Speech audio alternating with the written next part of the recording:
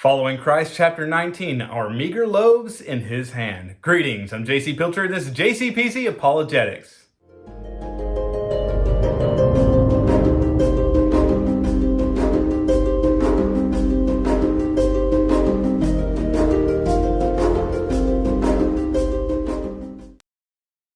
Well, hello guys, and welcome to a momentous day. The day in which we finally bring our little chapter by chapter study of Charles Spurgeon's book, Following Christ, to a close. Chapter 19 is the last chapter, and for a guy like me who is OCD, it really bothers me. This chapter was about twice as long as most of the chapters in the book, and I'm like, split it in two, make two chapters so we can have an even 20. But hey, we've accomplished something. We are at the end. But before we dive in, I first want to make an apology. I went back and have been doing a lot of editing in these videos. The ones that you see me sitting at the table where I am right now. During this time, I'm cat and dog sitting for family members, and they've been making a lot of noise in the background, so I apologize if you hear a lot of snorting and stuff like that. Got this Boston Terrier who likes to sleep under my feet while I'm doing this. And then the cat keeps, you might see me punching off screen because he's been attacking me while I'm doing this. Right now, he's just sleeping behind the camera. Hopefully, he'll stay that way. We'll see what happens. So if you hear weird noises throughout these videos, there's a reason for it. We got animals who are following me everywhere I go. But yes, let's dive right into this chapter. This chapter, chapter 19, is really, what can I say? It really is a rehash. It's much like the rest of the book. The only difference is, I would say, maybe his tone changes. The whole book, following Christ by serving him, by proclaiming the gospel, teaching the gospel, so that people hear and so that the kingdom is advanced. It's still the message that comes across in this chapter. And because of that, I won't spend much time talking about it. This video is going to be kind of brief. The only difference I would say is his tone is much more kind of go get it, much more of an encouragement rather than being as, shall we say, what would you call it?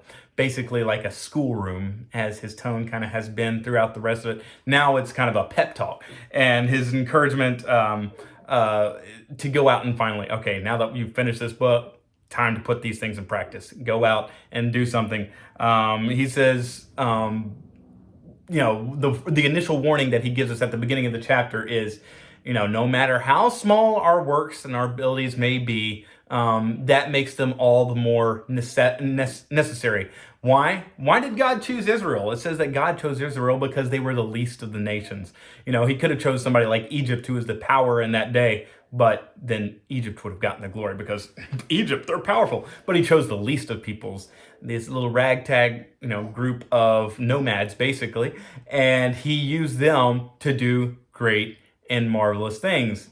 Because nobody could look at Israel and say, oh, Israel's great in and of itself. No, if God used them, God is powerful. And he says, no matter how small or how weak your abilities are, it shows God's power.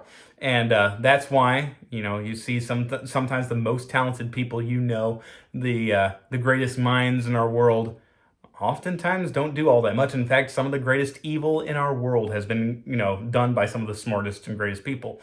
Some of the smartest people and most gifted people alive today are some of the most evil. And very often, he kind of concludes the chapter with this, but I'll mention it now. He says, very often the greatest deeds that have been done in the name of Christ have been done by either people we've never heard of, or by people, he said, who have some good excuse as to why they couldn't have served. Well, take, for example, a guy who's probably, I've got like 3 guys that I can think of right offhand that have led to me, becoming who I am. Well, man, I can't limit it to 3 guys. But certainly 5 guys I can think of that had a huge impact on who I am today and why I started this channel. And one of those 5 guys that I can think of right off the top of my head, and certainly was in the 3 that came right to the top of my head, was a guy by the name of Justin Peters. Justin Peters is, he has cerebral palsy. The guy can't, walk without like 2 crutches, and more often than not uses a little cart to get around. If there's one guy in the world who has an excuse to not go out and serve God, it would be a guy like Justin Peters. And so he's a great example of this. He's a guy that has every excuse in the world to not serve God, but has had some of the biggest impact. And many of you probably can think of people in your life who have done it. When you think about your own salvation, your conversion, you're probably not thinking of a John MacArthur. You're probably not thinking of a Charles Spurgeon. Probably more often than not, it's a small town guy. Me, I can think of my conversion had everything to do with my parents. My parents are not well-known people. They're well-known, and to me, obviously, because they're my parents. But my dad's always been kind of a small town pastor. My mom, was a mother. She homeschooled me and my siblings and raised us. There are people who, in the grand scheme of things, will never be known, but for me, they were the ones that God used to lead me to Christ. And for most people out there, you will find that the people who were the most instrumental in leading people to Christ, it's small nobodies in the eyes of the world who are doing it. And Charles Spurgeon was pointing out in this chapter, and he spent a good deal of the last of the chapter saying just that. He's like, me, people think about all the people that I've led to Christ. He's like, I'm a nobody. He was not from London. He's preached in London, but he was from a little nowhere town, a nobody sort of person. And God used him, what little talent he had. He started preaching, I think he said at 19, and then built him up to where he was. He was a little nobody when he started out. And more often than not, I've seen it, I've heard about it, I've read about it, I've seen it in statistics everywhere. Most people who get saved not because of big ministries, but because of people, faithful Christians they know, who maybe never did have a great ministry, but they used, as Spurgeon keeps using throughout this chapter, they used the fish and the loaves that God gave them, and God multiplied it and made it a great thing. Another thing he kind of points out in this chapter is he says, basically, God will use you if you are willing. So many people spend so much time scratching and saying, how can God use somebody like me? Now, don't get me wrong. There are people on the other side of the thing who are like, man, I'm so talented. Why isn't God using me? You've got your own problems. God's not going to use a person like that until he's humbled them first. But I've seen the majority of people I meet kind of have the mentality of, why would God use me? I've got nothing. I mean, to be honest, that's really the excuse that I used for years and years and years. And the fact of the matter is, like we pointed out earlier in the chapter, the smallness of your ability, the smallness of your gifts give God all the more glory when you use them. So if you are using that excuse, well, I ain't got much, don't ever say that God's given you nothing, because if you are saved, you have a testimony. You know the gospel well enough to be saved. You know the gospel well enough to preach it. And if you don't know the gospel well enough to preach it, then I definitely recommend that you click on this video, because the chances are you probably aren't saved and you need to hear it.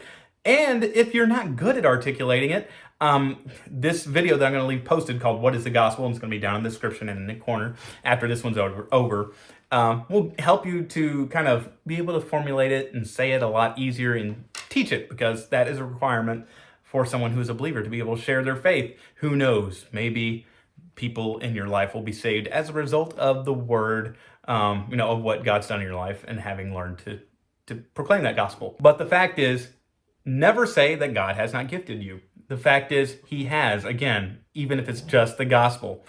Use that. If you are willing to be used, God is going to use you. There is more than enough. What did Jesus say? The harvest is plentiful, but the laborers are few. Pray therefore that God will send laborers into the field.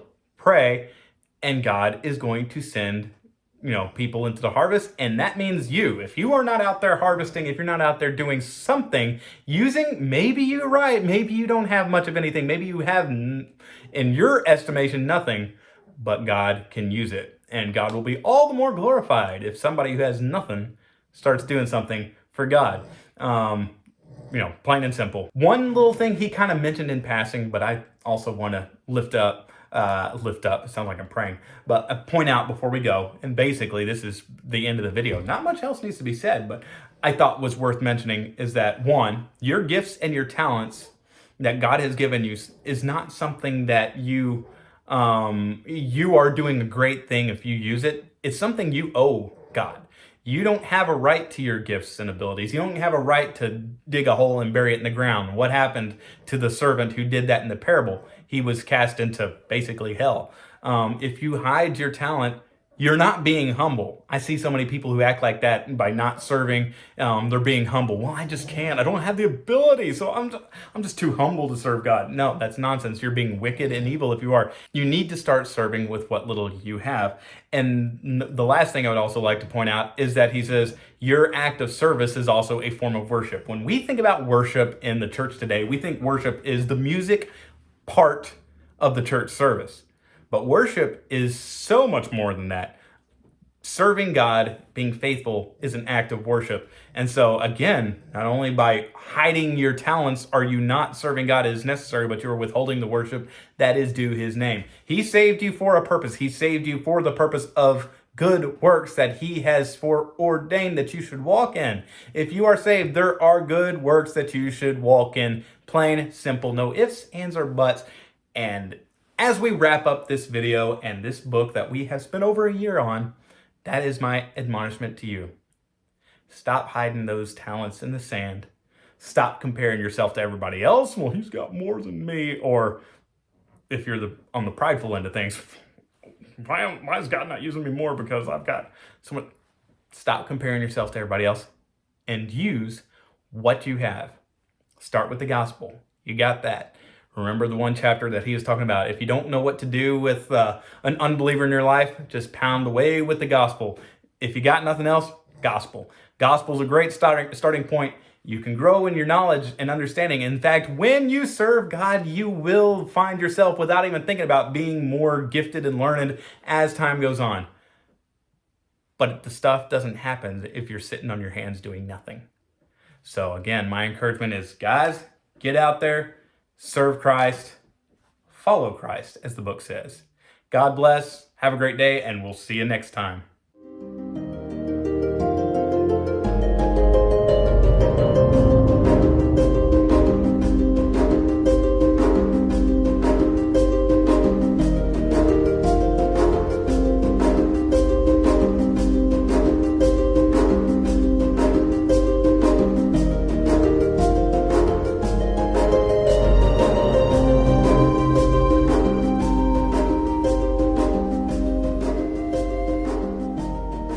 Thank you for watching this video. If you enjoyed it, please leave a comment below and feel free to like and share it so others can see it as well. Also, subscribe so that you can keep up to date on future videos. And as always, please check below to see resources that I've used that might help you further your studies. God bless and have a great day.